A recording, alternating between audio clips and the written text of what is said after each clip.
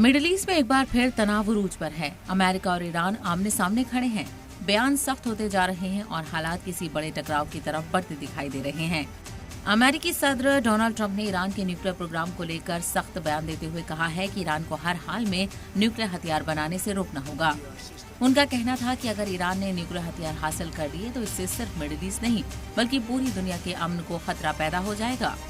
Trump ने दावा किया कि अमेरिका ने इस मामले में अब तक बहुत कुछ काम किया है और वॉशिंगटन अपनी पोजीशन से पीछे नहीं हटेगा। ट्रंप ने साफ कहा कि अगर ईरान बातचीत चाहता है तो उसे किसी तीसरे जरिए के बजाय सीधे अमेरिका से राब्ता करना चाहिए।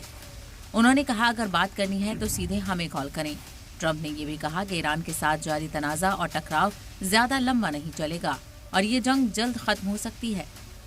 उनके मुताबिक आखिरकार अमेरिका मजबूत हालत में रहेगा और अपनी स्ट्रैटेजिक बढ़त बनाए रखेगा। दूसरी तरफ ईरान ने भी दो टूक जवाब देते हुए साफ कर दिया है कि न्यूक्लियर प्रोग्राम और स्ट्रेट ऑफ हॉर्मुज के मसले पर कोई समझौता नहीं होगा।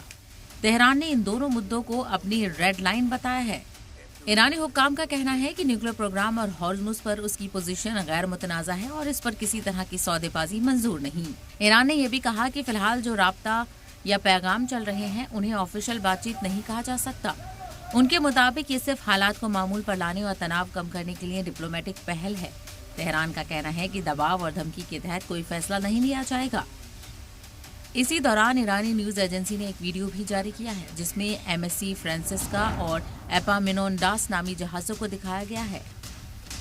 रिपोर्ट के मुताबिक इन दोनों जहाजों पर ईरानी रेवोल्यूशनरी गार्ड ने फायरिंग की थी, जिसके बाद उन्हें ईरानी पानी के रास्ते से ले जाया गया।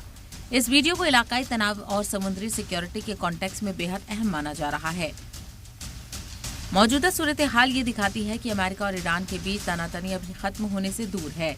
एक तरफ ट्रंप सीधी बातचीत और दबाव की हिकमत अमली अपना रही हैं, तो दूसरी तरफ ईरान अपनी सरहदी, स्ट्रैटेजिक और न्यूक्लियर पोजीशन पर किसी भी नरमी से इनकार कर रहा है। आने वाले दिनों में ये टकराव पूरी दुनिया की नजर में रहेगा।